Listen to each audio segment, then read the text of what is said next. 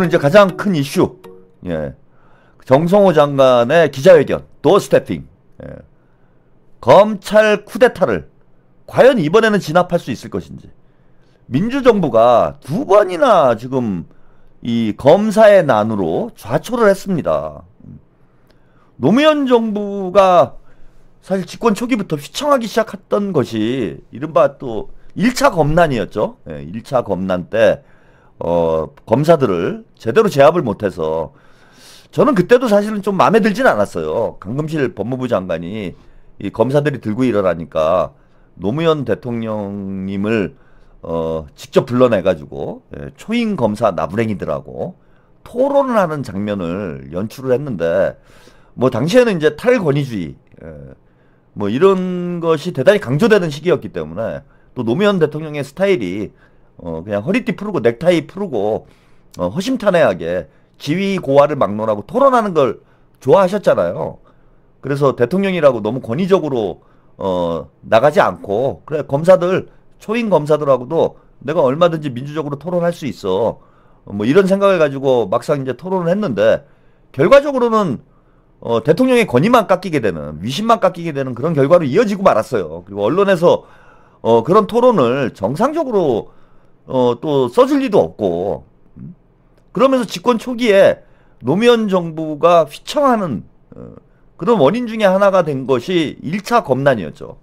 그리고 뭐 2차 검난은 뭐 다 아시다시피 윤석열이 검찰총장이 돼서 검찰총장이 이제 쿠데타를 일으키는 이런 상황을 이제 여러분들이 경험을 했습니다. 그래서 민주정부가 집권을 하면은 언제나 이 검사 나부랭이들이 앞장을 서가지고 민주정부를 흔들고 공격하고 좌초시키는데 이 결정적인 역할을 했습니다. 또 민주정부가 이런 검사들의 난을 제때 제압하지 못해가지고 결국은 정권을 뺏기는 이런 결과로 이어졌어요. 그러니까 두 번이나 우리가 이걸 당했다라는 겁니다. 그래서 이번에 이제 3차 검난입니다. 이게 이제 검찰청이 해체되는 이런 상황까지 왔음에도 불구하고 이것들이 절대로 호락호락 물러날 놈들이 아닙니다.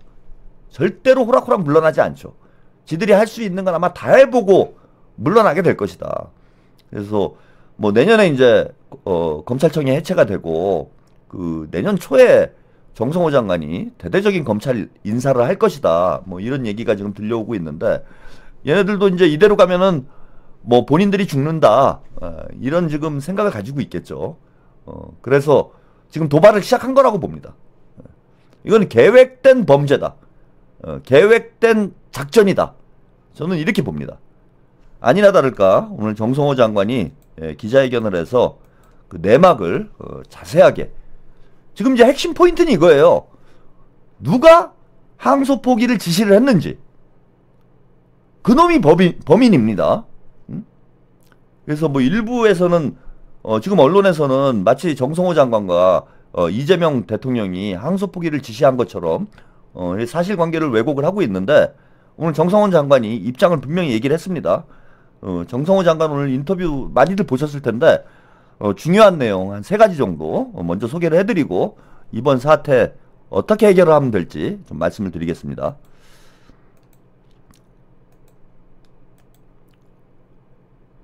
고민과 성찰이 오히려 묻혀지지 않기를 저는 바랍니다. 장관님 7일 날에 직접 그 좀 신중하게 접근했으면 좋겠다는 취지의 의견을 노만석 대행한테 직접 전달을 하신 걸까요? 저는 뭐 노만석 제가 법무부 장관 취임한 이래 사건과 관련해서 노만석 검찰총장 대행과 통화한 적은 단 한 번도 없습니다. 혹시 그럼 그 의견을 누구에게 전달을? 저는 뭐 법무부에 뭐 차관도 있고 또 국장도 있고 과장도 있고 참모들하고 뭐 보고대 왔을 때 잠깐만 뭐 딴 데도 아닙니다. 국회 안에 우리 법무부 대기실 바로 그 공개된 장소 거기서 얘기했습니다.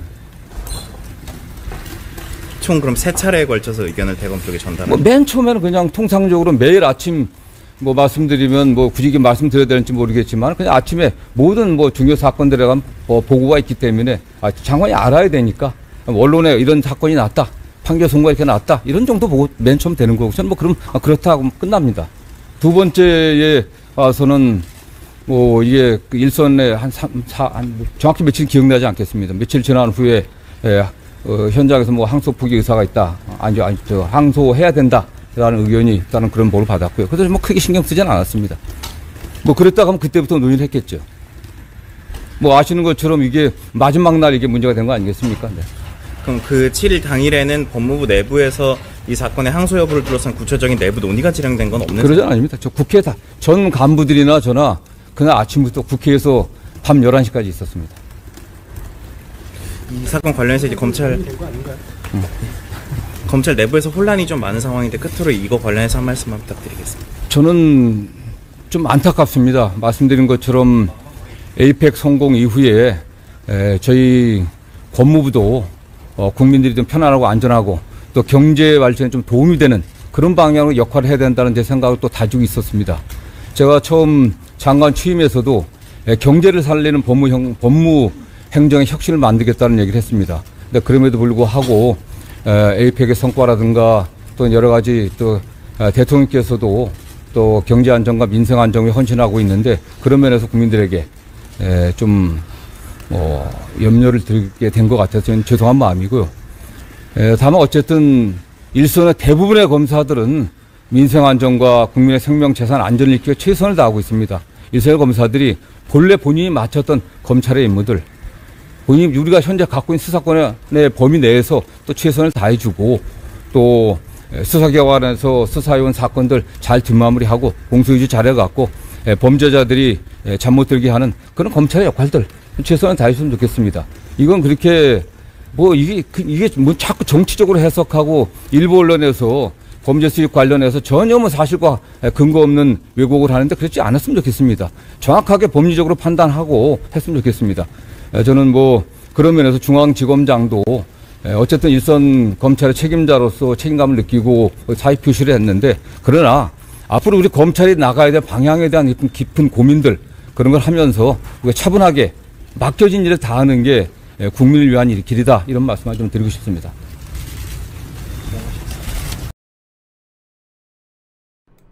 네, 일단 과연 그 법무부 장관이 정성호 법무부 장관이 노만석 검찰총장에게 항소를 포기하라는 입장을 전달했는지 이 문제부터 이제 해명을 한 내용을 여러분이 함께 보셨습니다. 그런 적이 없다. 노만석을 만난 적이 없다라는 거예요. 그리고 계속 국회에 있어가지고 보고는 받았지만은 거기에 대해서 어떤 의견을 낸 적이 없다라는 겁니다. 정성호 장관이. 그리고 항소 포기가 결정난 그 시점에 11시까지 국회에 있었다. 근데 법무부 장관은 아무런 지시를 하지 않았는데 왜 이게 법무부 장관과 차관이 요청을 해서 검찰총장이 지시를 해서 항소를 포기한 것처럼 이렇게 호도가 됐냐 이거예요. 자, 확실한 지점입니다. 이게 제일 중요한 지점이에요. 법무부 장관을 판 놈이 누구냐? 정성호 장관은 항소 포기와 관련해서 의견을 내지 않았는데 왜 법무부 장관과 차관이 지시를 해가지고 항소를 포기한 것처럼 강백신이가 검찰 내부방에 글을 올려가지고 자, 이재명 대통령과 이 대장동 사건의 항소 포기가 연관이 있는 것처럼 상황을 만들었냐 이거예요. 이게 제일 중요한 가짜뉴스입니다. 대통령실도 모르고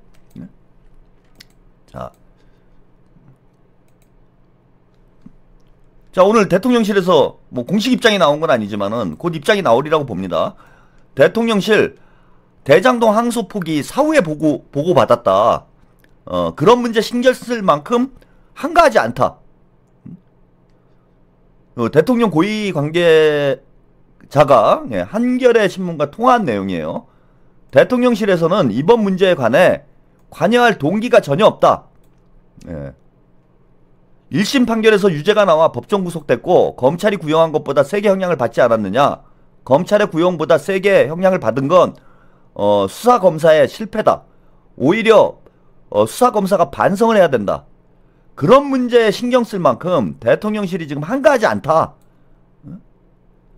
정치검찰의 조직적 저항이 시작됐고 일부 검사들이 부안해동하고 있는 것이다. 우리가 떳떳하기 때문에 아무런 문제가 될 게 없다. 오히려 검찰개혁의 깃발만 더 올라갈 것이다. 라는 대통령실 관계자가 입장을 정리를 했습니다. 사실 대통령의 입장은 어떤지는 지난번 재판중지법 사태 때 확인이 된 거예요. 당에서, 아니 민주당에서 뭐 대통령을 위한다라는 명분으로 이상한 짓을 하는데 그거 하지 말아라. 재판 신경 쓰지 마라. 이게 이재명 대통령의 일관된 입장인 거예요. 그리고 제가 누차 말씀드리지만은 항소를 포기하는 게 이재명 대통령께 이득이 될 게 아무것도 없습니다. 이득이 전혀 되지 않잖아요. 항소를 포기한다고 이재명 대통령께 뭐 요만큼이라도 이득이 됩니까? 유동규가 위증을 해서 그것 때문에 이재명 대통령이 고통을 받고 있는데 유동규를 도와줄 이유가 이재명 대통령에게 요만큼이라도 있어요? 조금이라도 형량을 더 많이 받아가지고 감옥에 오래오래 있어서 있어야 이재명 대통령이 분이라도 풀릴 거 아닙니까? 전혀 항소 포기는 이재명 대통령에게 도움이 되지 않아요. 그럼 당연히 법무부 장관, 정성호 법무부 장관에게도 도움이 되지 않아요. 제가 보니까 그 일부 민주진보 진영 분들도 뭐 정성호 장관을 비난하는 분들이 있더라고. 왜 정치 검찰에 장난질에 보수 언론에 농간에 왜 또 부안해동을 하냐고. 그게 김어준이 정성호 장관, 김어준과 그 딴지 게시판에 딴개이 놈들이 정성호 장관을 지속적으로 악마화를 해놨기 때문에 검찰에 이렇게 놀아나는 놈들이 생긴 거야. 이거는 정치 검찰하고 이재명 대통령이 임명한 법무부 장관하고 싸움이 났는데, 아니 우리 민주진보 진영 유권자들이 누구를 응원을 해야 되냐고. 아니 정성호 장관이 그 왜 무슨 이유로 항소 포기를 지시를 했겠어요. 할 이유가 없지. 그거는 이재명 대통령을 매기는 거예요. 그걸 정성호 법무부 장관이 모른다고? 일개 유튜버들만큼도 몰라요 그거를? 전혀 할 일이 아닌 거야. 대통령실에서도 그런 일을 할 필요가 없고. 스톤라이언님, 노만석은 문조털레 하수인입니다. 제가 보기에도 뭐 그런 거 아닌가 싶어요. 아니 정성호 장관이 뭐하러 대통령을 매깁니까? 그리고 지금까지 누구보다도 대통령의 뜻을 앞장서서 관철해왔던 사람이 정성호라는 것이 이제 다 확인이 되는 거잖아요. 그래서 저는 처음부터 정성호 장관이건 이재명 대통령이건 이건 상식적으로 말이 안 된다. 유동규 때문에 대통령께서 고통받고 있는데 유동규 재판을 항소 포기해서 유동규를 유리하게 만들어준다고? 국민의힘 애들이나 정치검찰 애들은 그런 어떤 사기질을 칠 수는 있죠. 근데 민주진보 진영에서 왜 그런데 현혹이 되냐고. 정성호 장관이 왜 이재명 대통령을 난처하게 만들 이유가 뭐가 있습니까? 근데 결국은 오늘 확인이 된 거잖아요. 정성호 장관은 그런 짓이 한 적 없다. 물론 뭐 신중하게 판단해라 이런 정도 의견은 냈다고 그래요. 신중하게 판단을 하는 거는 그건 검찰총장이 그럼 신중하게 하지 대충 합니까 일을? 재판이라는 게 사람의 운명이 걸린 문제인데 그건 대단히 일반론적인 얘기잖아요. 신중하게 판단하라는 게. 그게 항소 포기하라고 지시한 거예요? 당연히 그럼 중요한 결정을 하는데 신중하게 해야지 대충 합니까? 결국은 노만석이가 결정을 한 거예요. 이거는 전혀 개입한 사실이 없는 겁니다. 그래서 처음부터 말이에요. 처음부터 이 사건이 항소 포기를 했어요. 항소 포기를 했는데 이게 노만석의 지시로 항소 포기를 한 거다라고 검찰 쪽에서 얘기가 나왔으면은 이 사건이 이렇게까지 시끄러워졌을까요, 여러분? 이 사건의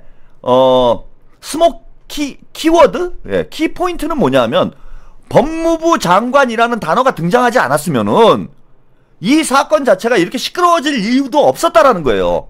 그런데 중요한 건 뭐냐?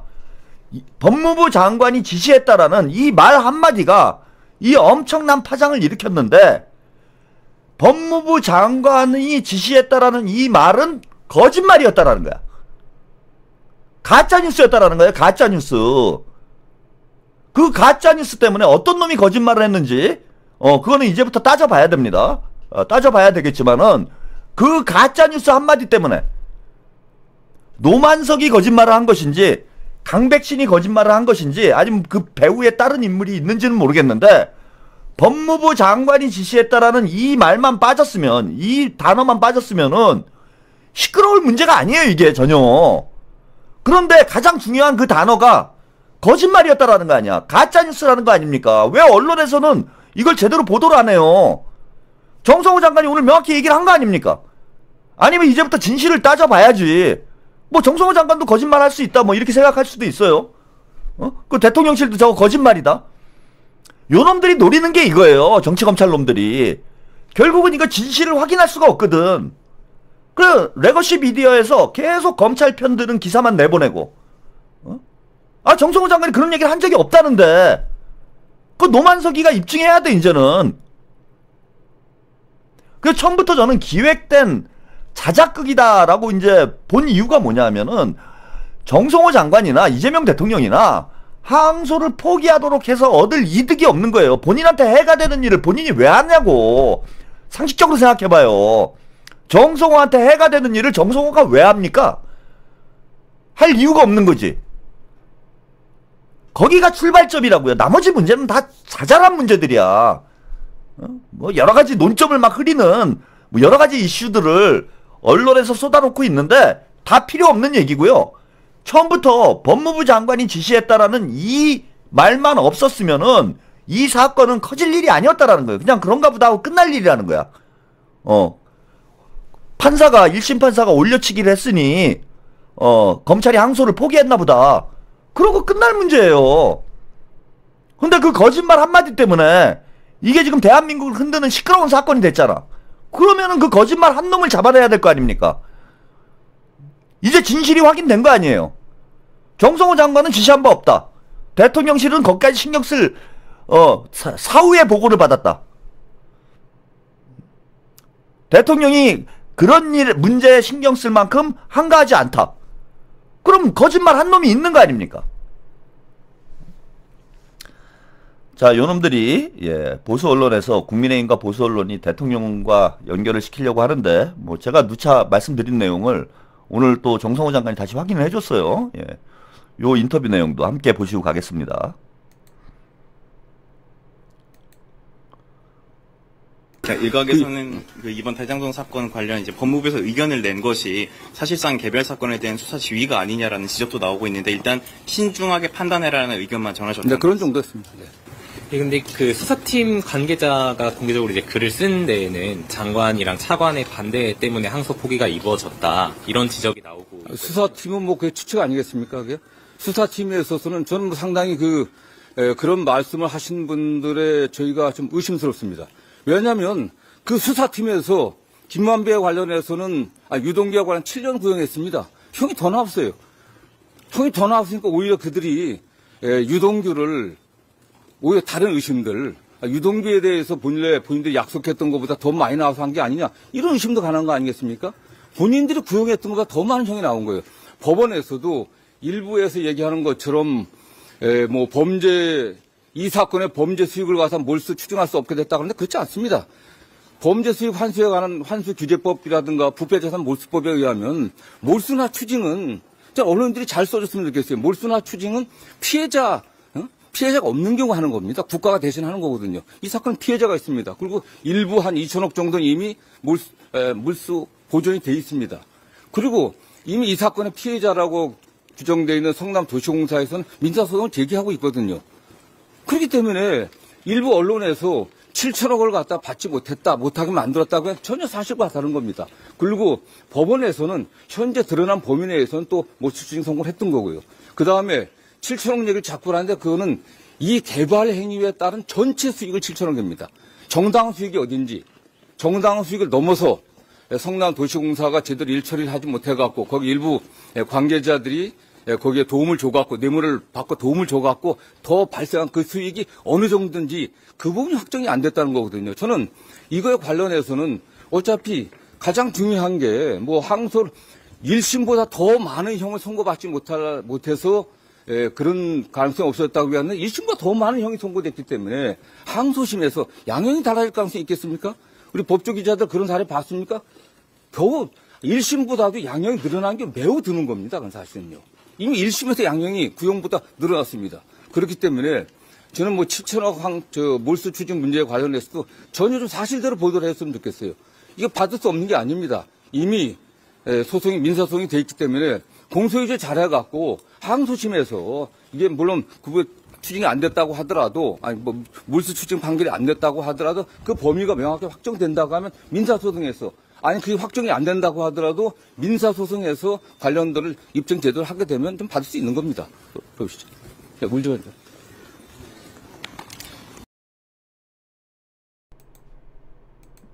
예. 제가 대통령실과의 연관성에 대한 부분을 인터뷰를 먼저 보내드리려고 그랬는데, 딴 게 제가 실수로, 딴 인터뷰를 먼저 보내드렸습니다. 아무튼 뭐 이것도 중요한 얘기죠. 일단 지금 가짜뉴스가 난무하고 있다라는 걸, 정성호 장관이 명확히 얘기를 했어요.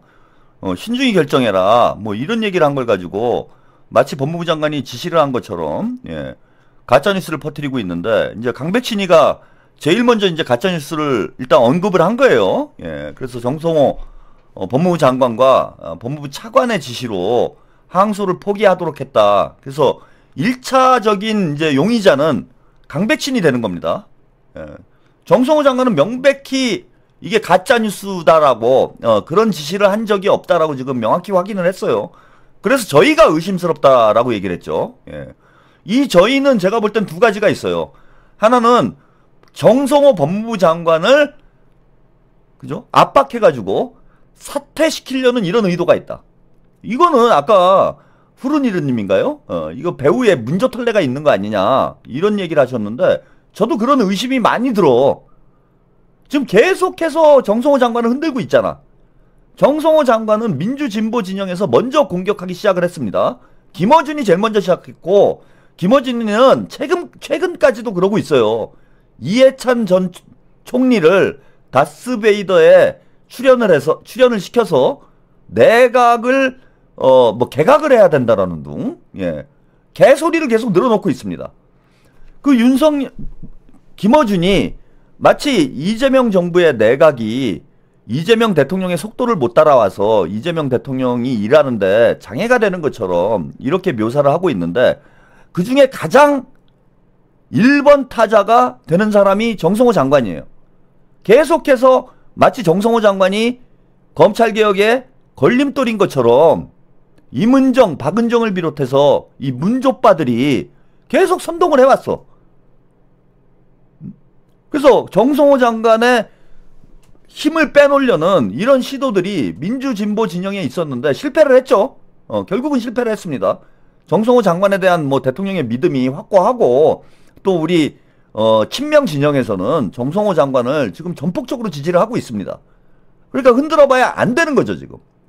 그래서 이제 검찰에서 정성호를 날리기 위해서 정성호가 지시를 해서 개별 수사에 지휘권을 발동해가지고 유동규에게 유리한 방향으로 뭔가를 지시를 한 것처럼 이렇게 선동을 해서 정성호 장관을 날리려는 목적이 아니냐 이게. 이재명 정부에 흠집을 내고 검찰개혁에 지금 칼자루를 쥐고 있는 정성호를 날려서 이재명 정부의 검찰개혁을 좌초시키려는 목적으로 이런 자작극을 지금 벌인 게 아닌가. 저는 그런 의구심이 하나 들고요. 두 번째는 이제 정성호 장관도 지적을 했는데 야 니네가 수사를 잘못했으니까 판사가 올려치기를 한 거 아니냐. 그 유동규를 봐주기 위해서 유동규가 눈깔이 뒤집혀가지고 검찰 애들이 그동안 한 짓을 다 폭로할 가능성이 있기 때문에 항소 포기를 하고 싶었던 건 법무부 정성호 장관이 아니고 이재명 대통령이 아니고 수사팀인 거죠. 수사팀. 대장동 수사팀이 본인들의 조작질이 들통이 날까봐 유동규를 봐주기 위해서 항소 포기를 해놓고 그 책임을 정성호 장관에게 뒤집어 씌우려는 이런 의도를 가지고 벌인 일이 아닌가 저는 이렇게 보여요. 그리고 이제 법리적인 문제, 레가시 언론들도 지금 똑같습니다. 예. 언론들도 똑같아요. 행태가 지금 추징금 문제를 가지고 이제 마치 유동규를 봐주기 위해서 김만배 그 대장동 일당들을 봐주기 위해서 항소 포기한 것처럼 이렇게 선동질을 하고 있는데 저도 뭐 이게 추징이 안 되나 뭐 이렇게 생각을 했습니다. 근데 전혀 상관이 없다는 거예요. 지금 법리적으로 그것도 지금 가짜 뉴스다. 정성호 장관은 지금 법리적으로 다 추징이 진행 중에 있고 오히려 더 많은 추징을 받게 될 그럴 가능성이 지금 높아진 상황이다. 그리고 민사를 통해서 성남개발공사가 얼마든지 다 추징할 수 있다라는 겁니다. 근데 지금 언론 보도로 나오는 걸 보면은 유동규 일당의 그죠? 이 돈을 다시 환수를 못하는 것처럼 항소 포기를 해서 환수를 할 수 없는 것처럼 지금 묘사를 하고 있잖아요. 국가가 추징하는 경우는 피해자가 특정되지 않을 경우에만 국가가 추징을 한다라는 거예요. 근데 이건 피해자가 있잖아. 성남개발공사라는 피해자가 있기 때문에 얼마든지 지금 재판과는 별개로 민사를 통해서 추징이 가능하다라는 겁니다. 근데 지금 언론에서 나오는 거 보세요. 마치 유동규의 재산을 지켜주기 위해서 항소를 포기한 것처럼 이것도 가짜뉴스인 거예요. 이것도 가짜뉴스야. 온갖 가짜뉴스를 만들어가지고 지금 퍼뜨리고 있습니다. 그리고 이제 가장 중요한 게 이제 대통령하고 엮으려는 시도인데, 이와 관련해서도 정성호 장관이 언급을 했습니다. 라는 판단한 거 아니겠습니까? 그래서 중형을 선고했다고 보고 있고요. 예. 말씀하신 대로 이게 정치적으로 좀 얽혀있는 사건이다 보니까는 이번 결정이 이재명 대통령 재판 부담 줄이기 위한 거 아니냐 이런 지적도 있는데 아니 이 사건과 이재명 대통령과 무슨 관계가 있습니까? 이재명 대통령 이미 별개로 기소돼서 재판을 진행 중이다가 지금 뭐 중단돼 있고 거기 관계자라고 하는 뭐 그 성남시 공무원들도 재판을 따라받고 있습니다. 저는 그 재판에서 그건 그 재판이고요. 이 재판과 관련해서도 법원에서 분명히 대통령 관련해서 어떠한 그 판결 이유에서도 소시된 바가 없습니다. 오히려 뭐 대통령 뭘 제가 고려하고 했다면 또 다른 판단도 다른 의견도 낼 수 있었겠지만은 저는 이건 이 사건에 관련해 저의 의견은 저도 변호사를 오래 한 사람이고 또 법무장관으로서 책임감을 갖고 더군다나 지금 검찰이 처한 여러 현실을 고려할 때 이 사건은 우리 검찰이 여기에 매달려서 계속 가는 거지. 만약 또 다른 경우도 있지 않겠습니까? 다른 판단했을 때 또 문제가 될 것이고 어떤 경우 좀 문제가 되는데 지금 검찰이 해야 될 일은 지금 매우 어려운 시기 아니겠습니까? 뭐 검찰청 폐지, 수사권 박탈이라고 하는 어떤 정치권의 요구도 있고 국민적 요구도 있습니다. 이 상황에서 그런 문제에 검찰이 우리가 어떻게 혁신해야 되는지, 우리가 어떻게 개혁해야 할 것인지 이런 문제에 좀 더 집중하는 게 좋겠다는 평소 생각에 반영이 됐다고 저는 생각합니다. 장관님 이번 사건 관련해서 중앙지검장이 사의를 표했고 그리고 또 이제 전국 라는 판단. 네, 여기까지 정성호 장관의 입장을 다시 한번 들어보셨습니다. 이게 대통령 재판하고는 아무 관계가 없는 일이에요. 유동규 재판이 뭐 전혀 영향을 안 주는 건 아니겠지만은 이미 뭐 중형이 선고된 상황이고 유동규가 8년의 중형을 선고받았는데 유죄가 판결되는데 만약에 이재명 대통령님이 대장동 일당과 연관이 있으면 나중에 재판이 재개돼서 뭐 그에 상응한 처벌을 받겠죠. 그것과 이건 그 이재명 대통령의 재판과 유동규의 재판에 상관성이 없다라는 겁니다. 처음부터 만약에 유동규랑 연관이 있어가지고 이걸 덮어야 되겠다 그러면 1심에서부터 덮었겠지. 1심 판결이 중형이 선고가 됐는데 이게 뒤집어집니까? 항소 포기한다고 그래가지고 항소심을 안 하는 거예요? 유동규가 항소 안 해요? 8년이면 내 적당하다 그러고 8년 살다 나올게 이럽니까? 어차피 항소심은 진행되는 것인데 이게 항소를 포기했다고 해서 이재명 대통령께 유리할 게 뭐가 있습니까? 이게 보수 언론들이 지놈들이 있지도 않은 가짜뉴스 만들어가지고 이재명 대통령을 마치 무슨 대장동 일당과 연관이 있는 것처럼 사기질을 쳐서 우리 국민들 상당수가 그런 사기에 가스라이팅 당해 있는 걸 이용을 해가지고 전혀 사실관계와 맥락이 다른 문제를 오히려 이재명 대통령에게 불리한 거예요. 응? 항소를 포기하게 되면 이재명 대통령에게 불리한 거지. 더 중형을 때려야지. 어떻게건 검찰에서 더 중형을 때려주고 유동규가 진짜 8년이 아니라 18년 정도는 살아야 이재명 대통령님이 유리해지는 거잖아요. 자, 그래서 이게 지금 명백한 가짜뉴스로 나라를 지금 시끄럽게 만들고 있고, 이 조작질은 검사들이 지금 시작을 했다라는 게 이제 분명해지고 있는 상황입니다.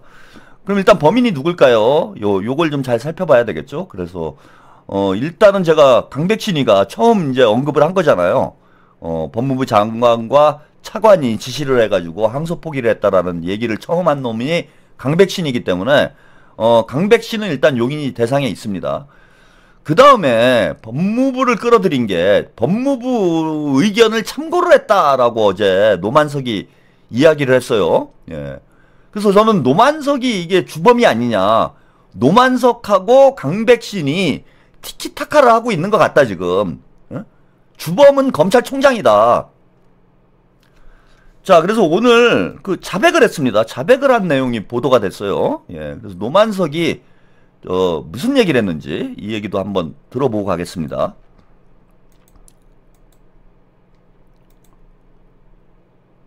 노만석 대행이 대검 연구관들에게 한 설명은 논란을 더 키웠습니다. 노 대행은 용산과 법무부와의 관계를 고려한 결정이었다며 용산을 언급했습니다. 항소 마감 전까지 법무부의 의견을 기다렸단 말도 했습니다. 자신의 부하인 서울중앙지검장을 언급한 데 이어 이번엔 대통령실과 법무부로 책임을 돌리는 듯한 말까지 한 겁니다. 박현주 기자가 보도합니다. 노만석 검찰총장 직무대행은 대검 연구관 10여 명이 찾아가 설명을 요구하자 대통령실을 의미하는 용산과 법무부를 직접 언급했습니다. 검찰의 어려운 상황이나 용산과 법무부 관계를 고려하면 어쩔 수 없었다는 취지로 말했습니다. 또 법무부의 결정을 기다렸다고도 인정했습니다. 항소 마감 기한인 지난 7일 저녁 5시까지 법무부에서 답변이 없었다며 연락을 하자 장관이 국회에 들어갔다고 해서 답을 기다렸다고 말한 것으로 파악됐습니다. 또 저녁 8시쯤 법무부에서 항소하면 안 되겠다고 말해 정진우 중앙지검장에게 항소 포기 지시를 내렸다는 겁니다. 중앙지검장과의 소통했던 내용도 연구관들에게 공개했습니다. 정진우 중앙지검장이 항소를 포기하면 앞으로 후배들에게 영이 서겠느냐고 설득했지만 받아들이지 못했다고 말한 것으로 알려졌습니다. 노 대행의 이런 해명은 오히려 논란에 불을 지폈다는 지적이 나옵니다. 검찰 조직을 이끄는 수장으로서 수사팀 의견보다 대통령실이나 법무부의 관계를 우선했다고 인정한 셈이기 때문입니다.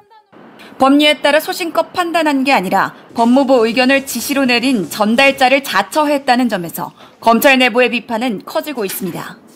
중앙지검장과의 협의를 거쳤다는 입장도 정진우 중앙지검장은 중앙지검의 의견은 다르다며 1시간 만에 반박했습니다.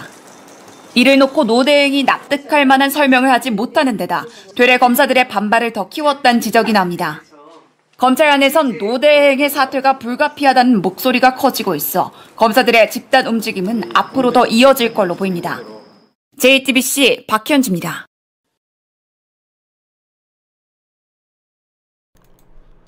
자, 노만석이 대검 연구관들에게 법무부에서 지시를 해서 항소 포기를 했다.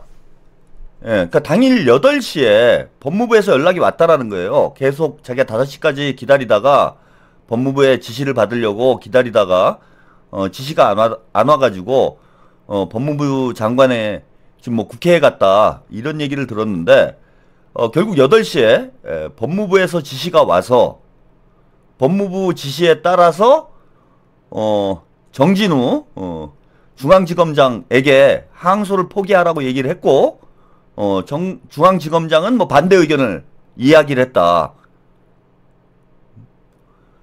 자, 그러면은 이거는 뭐 본인이 한 얘기니까요. 명확한 지금 이제 진원지가 확인이 된 거죠. 아까 이제 강백신이 최초로 가짜뉴스를 발설한 사람이에요. 법무부 장관의 지시에 따라서 항소를 포기했다. 이거는 강백신이 최초로 얘기를 했는데 그럼 광백씨는 이 얘기를 어디서 들었느냐? 자, 지금 JTBC 보도를 보면은 노만석이 지시를 한 거 아닙니까? 노만석이 처음 언급을 한 거잖아요. 법무부에서 8시에 요청이 와가지고 항소 포기를 정진우하고 협의를 해서 포기를 지시를 했다. 그래서 이제 검사들이 지금 들고 일어난 거는 왜 검찰총장으로서 자기 역할을 못하고 법무부 의견을 전달하는 전달자 역할만 했느냐. 뭐 자존심이 상한다. 뭐 얘네들은 이런 주장을 하고 있는 거야. 그런데 정성호 법무부 장관은 그런 지시를 한 적이 없어. 근데 노만석이는 법무부에서 지시를 받았대. 그 누구 말이 맞는 거예요? 누구 말이 맞는 겁니까? 근데 이제 그 사이에 한 명이 더 껴있어요. 예, 법무부 장관은 그런 지시를 한 적이 없는데, 자, 법무부 관계자한테 들었다고 그랬어. 그 노만석이는 그게 누구냐고.